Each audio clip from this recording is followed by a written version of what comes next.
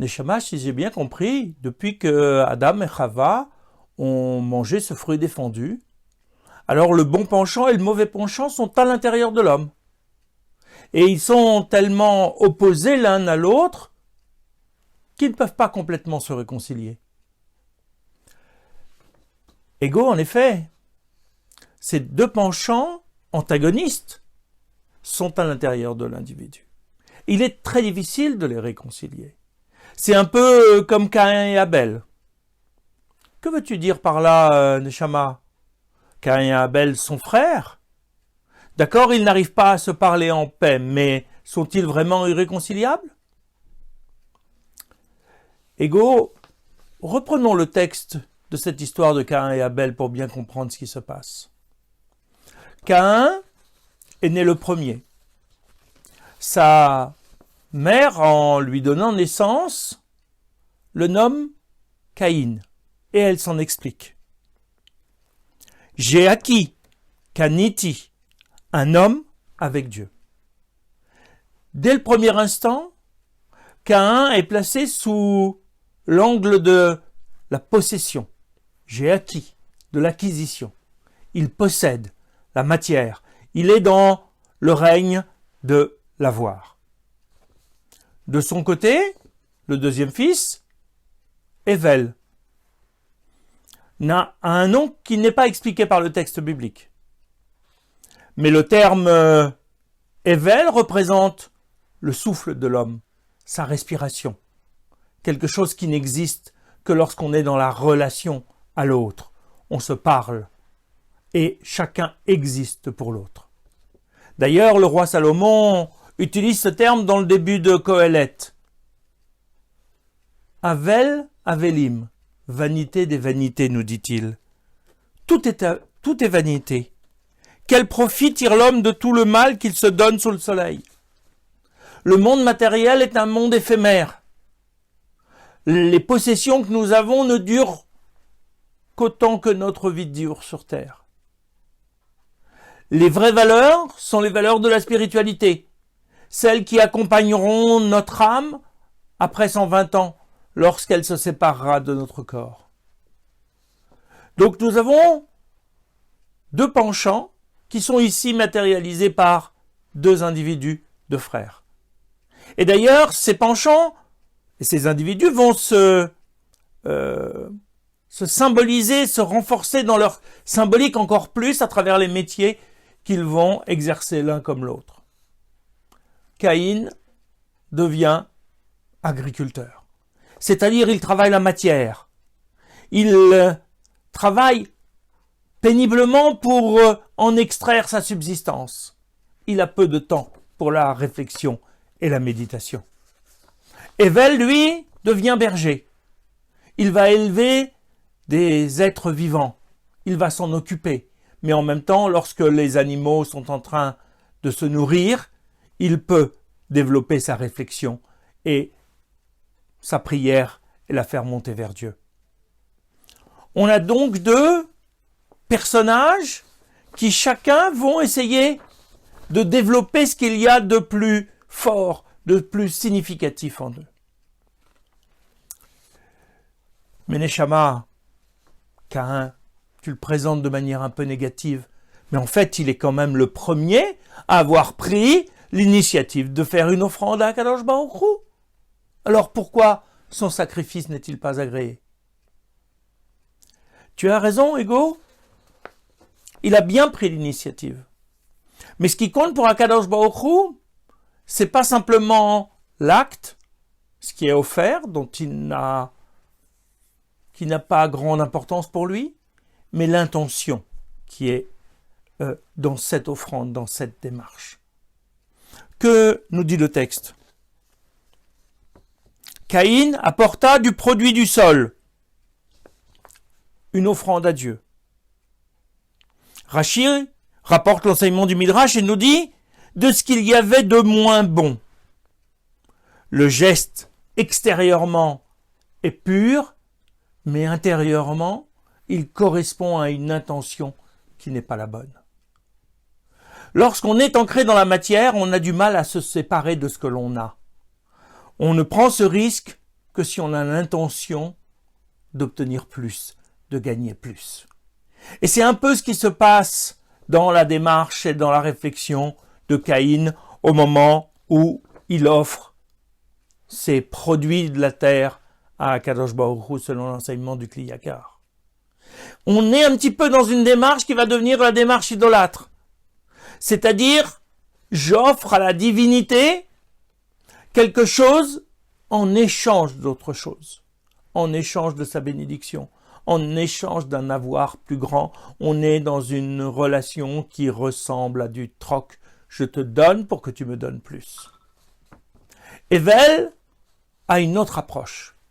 Bien sûr, il est le deuxième à prendre l'initiative d'apporter une offrande, mais il va donner des premiers-nés de son troupeau et de leur partie grasse. C'est-à-dire que Abel va donner ce qu'il y a de mieux pour un homme matérialiste. Il va donner ce dont un partisan de la possession ne voudrait pas se déposséder. Pourquoi? Parce que Abel, plus que Caïn, recherche la proximité avec Akadosh Baruch Hu. Ce n'est pas ce qu'il va recevoir en échange. Il veut se sentir proche de Dieu, il veut être en relation. Il est dans le dialogue, il est dans le souffle. Et si Abel ne prend pas cette initiative en premier, c'est parce qu'il a du mal à comprendre qu'il faut passer par un acte matériel pour obtenir cette proximité.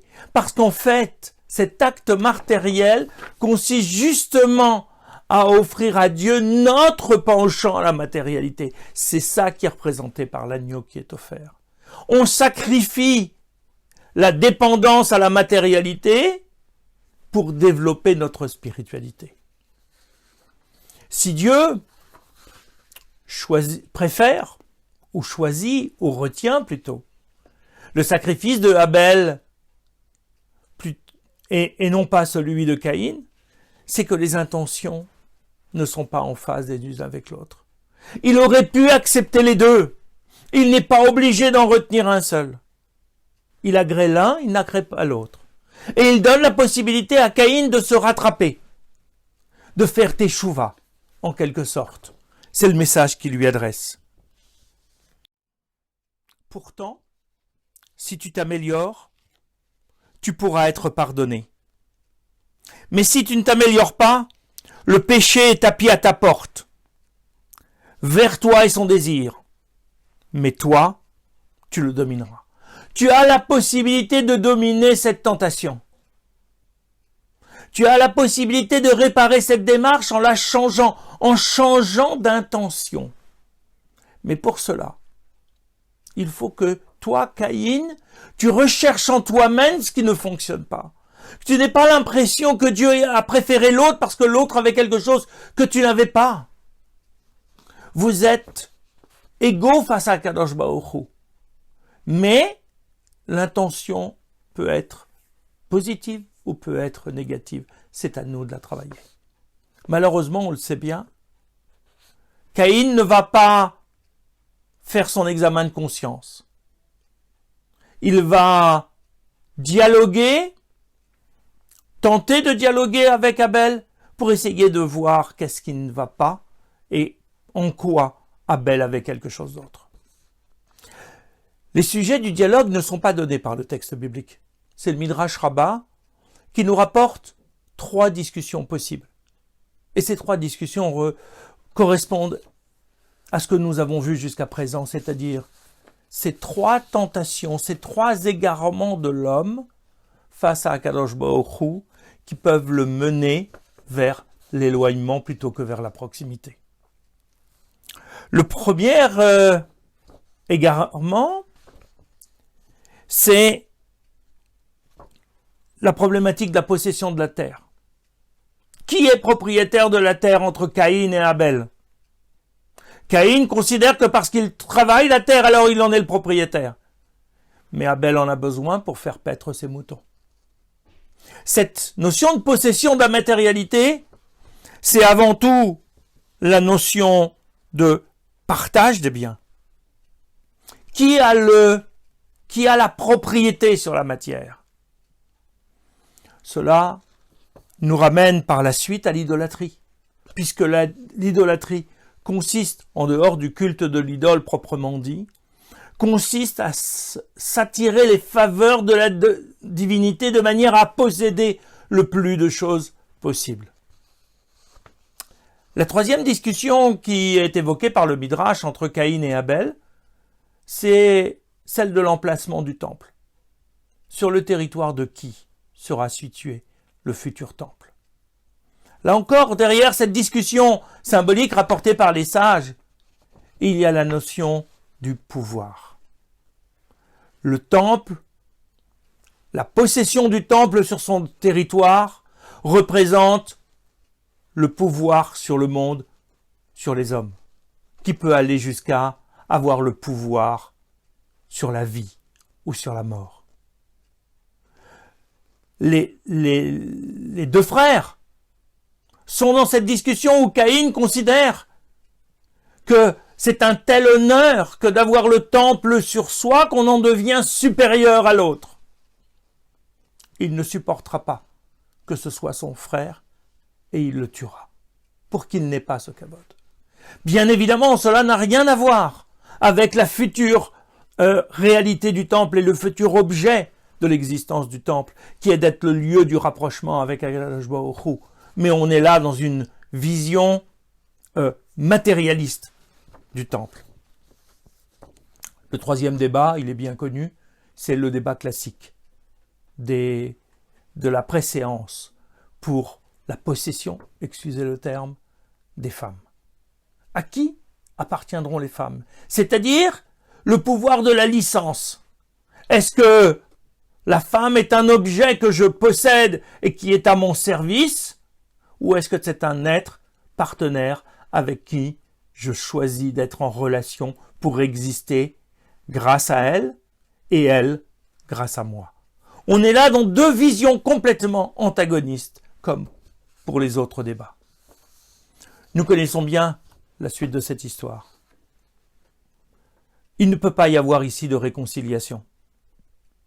Et Caïn, dans ce premier débat de l'humanité, cette première confrontation entre les deux tendances, prend le pas sur Abel et tue Abel. Mais en réalité, nous ne descendons ni de Caïn ni de Abel. Caïn va devenir itinérant, va devenir nomade, parce qu'il ne peut pas avoir de stabilité dans la matière. Il est toujours dans le désir. Il est en manque de spiritualité. Abel quitte ce monde par excès de matérialité. L'objectif, c'est bien le travail ensemble de ces êtres, parce que l'un ne peut pas être sans l'autre. Ils sont entiers dans la même personne à partir de ce moment-là. Ce sera le troisième fils de Adam et Chava, Chet, qui va venir remplacer, comme le dit le texte, Abel qui a été tué par Caïn. Caïn ne peut pas exister sans Abel. Le penchant du mal ne peut pas exister sans le penchant du bien et vice-versa. C'est ensemble que ces deux tendances, ces deux penchants doivent travailler pour faire en sorte de s'élever ensemble vers Akadosh Baruch Hu. Est-ce que ça veut dire, Neshama, qu'à partir de maintenant, nous devons considérer que nous sommes tous les descendants de Chet? Mais allons-nous réussir dans l'histoire de l'homme cette réconciliation, cette association, cette harmonie entre les deux penchants pour permettre à l'homme d'être pleinement homme, ou allons-nous échouer?